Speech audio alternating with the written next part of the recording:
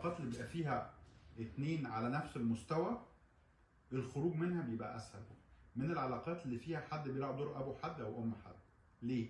لان على مستوى العقل الباطن انا لما بكون في علاقه في حد بيلعب دور ابويا فانا كده بسيب بابا وهو بيسيب ابنه، فالسيبان ده بيبقى اصعب بكتير عن علاقه فيها اتنين بارتنرز ممكن يسيبوا بعض.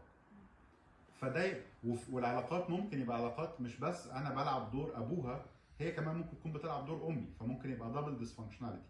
انا بلعب دور الاب شويه وهي بتلعب دور امي شويه، فاحنا كده هي بتسيب باباها وانا بسيب امي. فالعلاقات دي بتبقى علاقات صعبه جدا انها تتسيب. انما العلاقات بتاعت البارتنرز الاثنين اللي واقفين على نفس المستوى سيبانها بيبقى صعب، بس مفيش فيها نفس الشعور بالتقطيع بتاع العلاقات دي.